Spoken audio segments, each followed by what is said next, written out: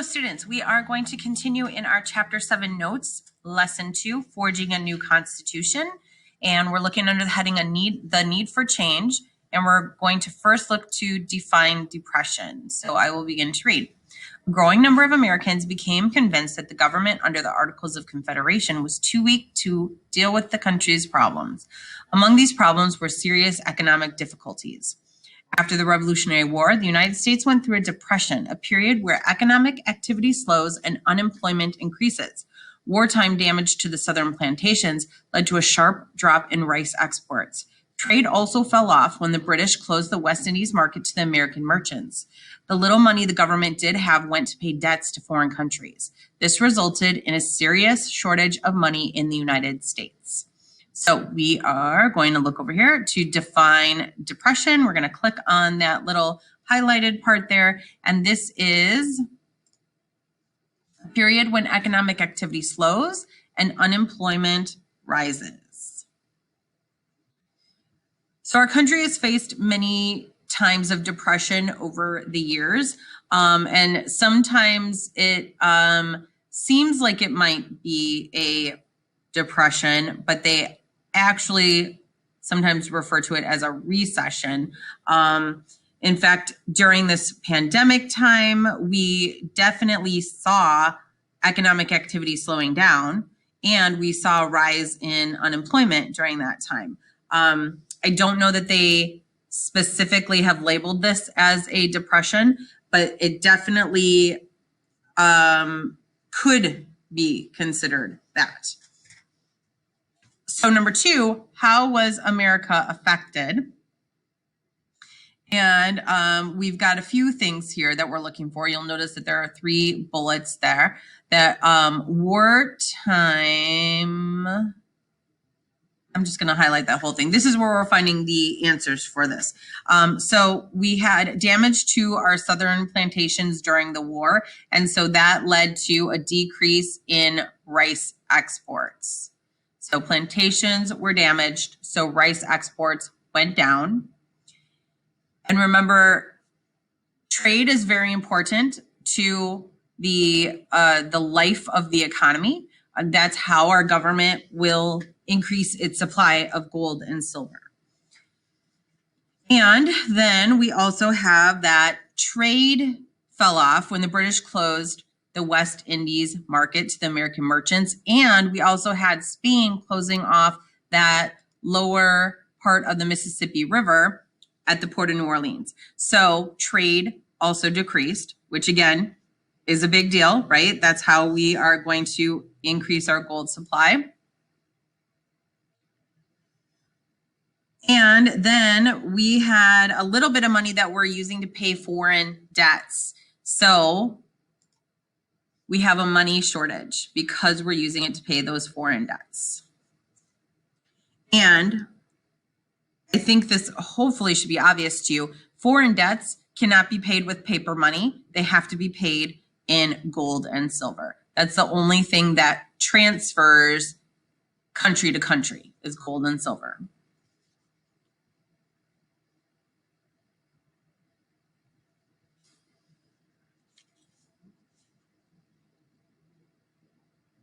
So our next heading here is Shays' Rebellion, and we're looking for how were farmers affected by this depression. And economic troubles hit farmers hard. Unable to sell their goods, they could not pay their taxes and their debts. This led state officials to seize farmers' lands and throw them in jail.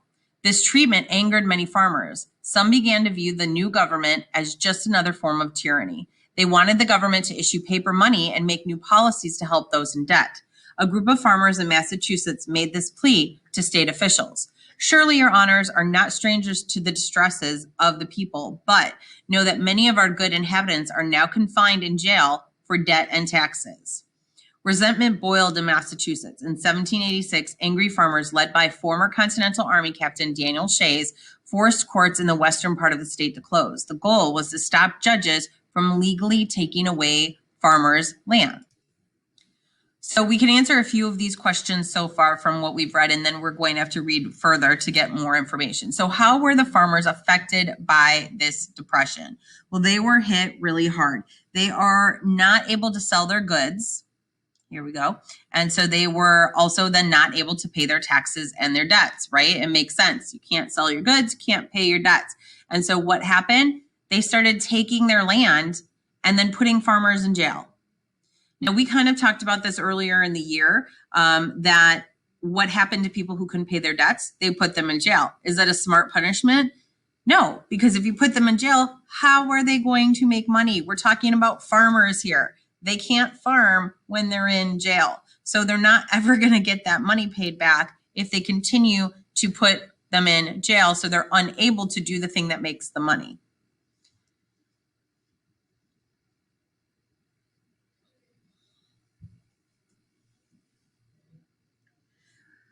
So we have actually kind of two parts to this next answer. And how did farmers rebel? So first of all, they became very angry, right, as part of what they were talking about. And then we have Daniel Shays is going to lead a rebellion. And that's why this section is called Shays Rebellion. And so what they first did was make the courts close so that they were unable to seize more property from farmers. Okay. Now there's more to this, so I've got to change the screens before I uncover the answer there. And so the Farmers Revolt grew. In January 1787, Shays led a force of about 1,200 supporters toward the federal arsenal or weapons storehouse in Springfield, Massachusetts. The farmers wanted to seize guns and ammunition. The state militia ordered the advancing farmers to halt and then fired over their heads. The farmers did not stop. The militia fired again, killing 4 farmers. So we're going to combine together our answer from the previous paragraph and this one, that this rebellion had 1,200 farmers involved in it. It was led by Daniel Shays. They caused the courts to close so they would not be able to seize property. And then they continued on to attack a federal arsenal, which is a storage house for guns and ammunition. Now, federal means that it belongs to the government. So this is a big no-no, okay? They are attacking a federal arsenal, attempting to take guns and ammunition.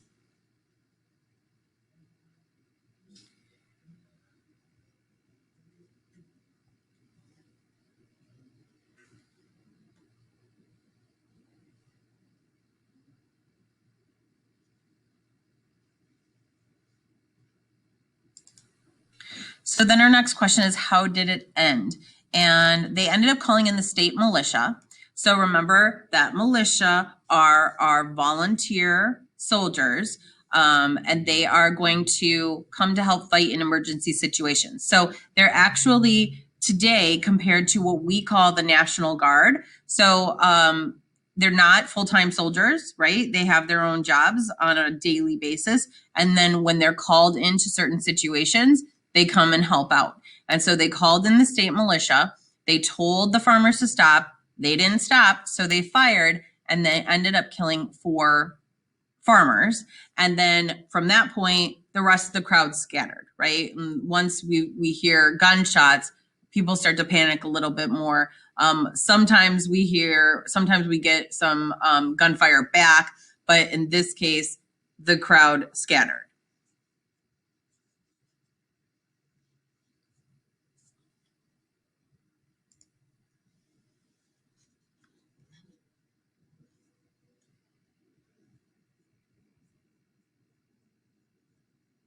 So our next one, our answer is afraid government couldn't handle unrest or prevent violence. So we're wanting to create a question to go along with this. And so I'll read the paragraph, and that is Shays and his followers fled and the uprising was over. Still, Shays' rebellion frightened Americans. Concern grew that the government could not handle unrest and prevent violence. On hearing of the rebellion, George Washington wondered whether mankind, when left to themselves, are unfit for their own government. So let's see, afraid the government couldn't handle unrest or prevent violence. So that's what we see here. Okay. And so who is concerned that the government could not handle unrest and prevent violence? Right here, it tells us frightened Americans, right? So we can make this question is what were Americans afraid of? Or why did Shays Rebellion frighten Americans? Something to that effect, okay? And my question actually is a little bit different than both of those. That is, why did the news of Shays Rebellion worry Americans? But you could use that word frightened in there since that's what it says in the text. And what is it that they're afraid of? They're afraid the government can't handle when these kind of situations come up.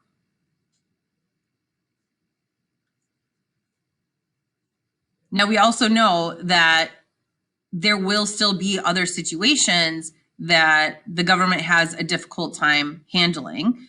For example, just last month, we had a riot, an attack on our Capitol building in Washington, D.C., right? But we have a strong military. We have a strong national government, but they still weren't able to prevent that attack from happening.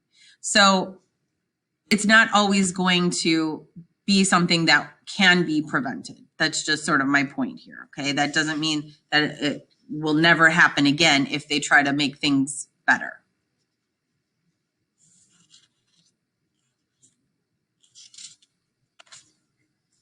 So then we have slavery in the New Republic.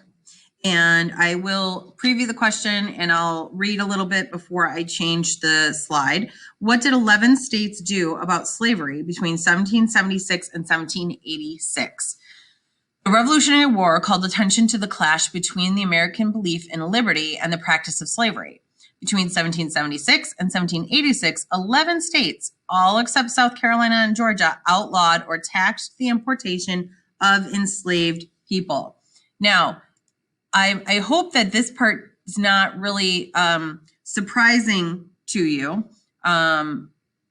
because we're talking about South Carolina and Georgia. And remember from chapter 6, the only state that did not allow African Americans to join the army was South Carolina.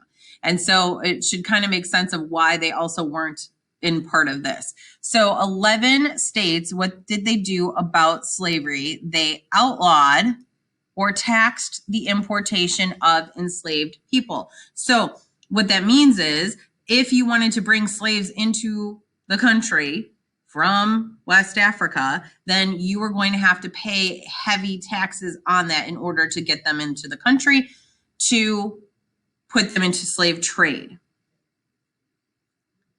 Now, for some of them, it's still going to be worth it. They're still going to make enough money that they can pay the taxes, but it is going to slow it down a little bit.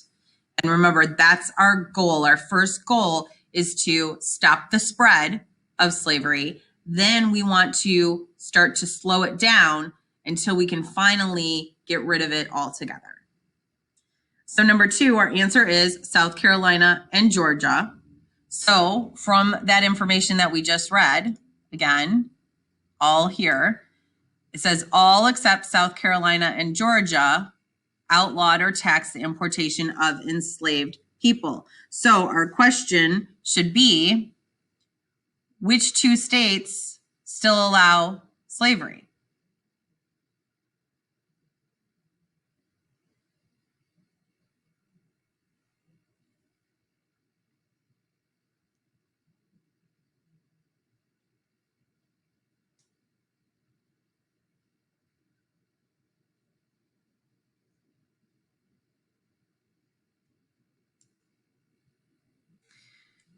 So now that question also, it says in our next paragraph here that still our states do allow slavery, but they are not going to outlaw it and they're not going to heavily tax it. So they're definitely the 2 that are going to push back the hardest against ending slavery. So Pennsylvania, Connecticut, Rhode Island, New York, and New Jersey started freeing slaves. Why did the southern states want to keep slavery? So I will continue to read. Slavery existed and was legal in every state. In the North, however, it was not a major source of labor. People in that region began working to end slavery in America. In 1774, Quakers in Pennsylvania founded the first American anti-slavery society. 6 years later, Pennsylvania passed a law that provided for the gradual freeing of enslaved people. Between 1783 and 1804, Connecticut, Rhode Island, New York, and New Jersey passed laws that gradually ended slavery there. Still, free African Americans faced discrimination. They were barred from many public places. Only a few states gave them the right to vote. Many of their children had to attend separate schools from white children. In response, free African Americans set up their own churches, schools, and aid groups. Slavery continued to spread south of Pennsylvania. The plantation system depended on slave labor. Many white Southerners feared their economy could not survive without it. That fear did not stop a number of slaveholders from freeing enslaved people. The number of free African Americans increased in Virginia after that state passed a law that encouraged manumission, the freeing of individual enslaved persons. Around this time, American leaders were deciding that the Articles of Confederation needed to be strengthened. The question of slavery would make those discussions more difficult. Okay, so to find our answer for number 3, it's kind of all mixed in throughout those paragraphs that I just read. They started freeing slaves in Pennsylvania, Connecticut, Rhode Island, New York, and New Jersey, which it listed up here is where when they started freeing slaves.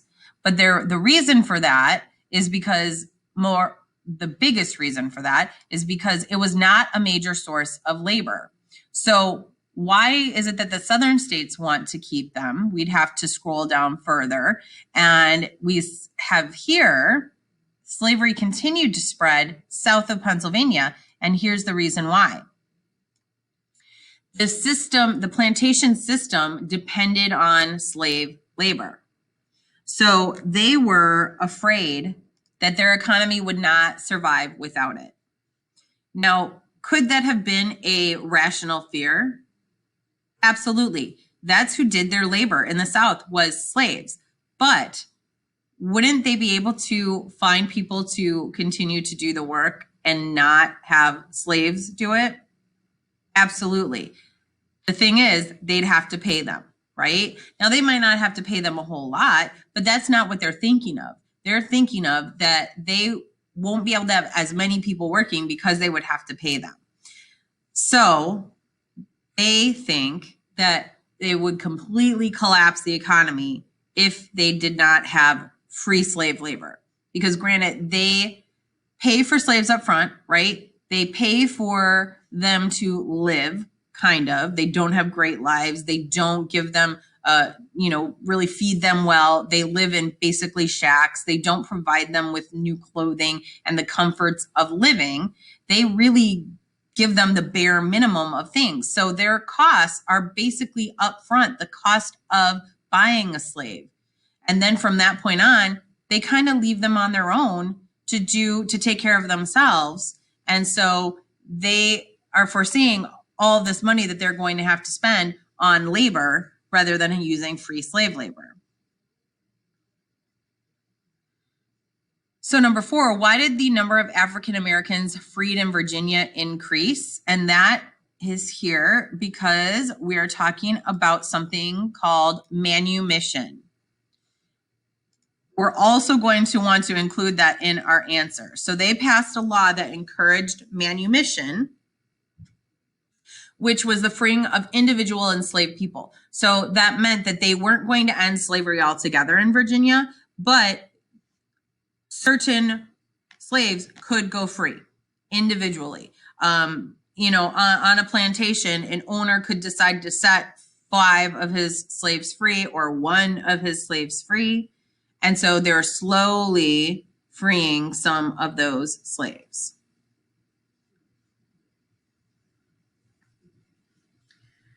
So number 5, what decision was made about the Articles of Confederation because of the slavery issue? So AOC is for Articles of Confederation. I used that abbreviation already before in our notes.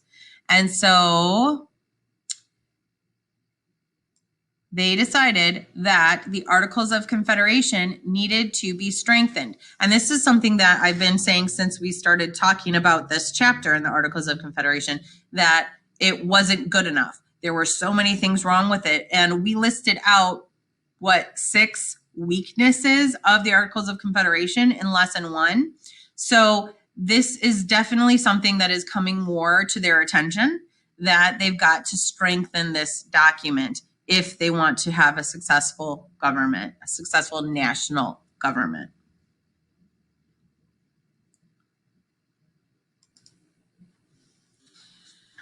Okay, then we have the Constitutional Convention. So I will move forward here. And how did opinions differ between leaders about the union of the 13 states?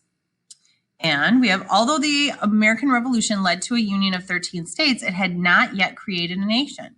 Some leaders were satisfied with the independent state governments that were similar to the old colonial governments. Others wanted a strong national government. They demanded a change in the Articles of Confederation. Among the leading Americans supporting the reform were James Madison, a Virginia planter, and Alexander Hamilton, a New York lawyer. So, Constitutional Convention, how did their opinions differ? Well, they couldn't be more opposite. So some leaders are satisfied with independent state governments, like they were during the colonies, operating as basically 13 separate nations. And then some want a strong national government, and they want to change the Articles of Confederation. And they mention here James Madison and Alexander Hamilton. And James Madison is one in chapter 6. That was one of his quotes, that we won't be successful unless we create a strong national government. So he is pushing for that strong national government and for changes to be made to the Articles of Confederation.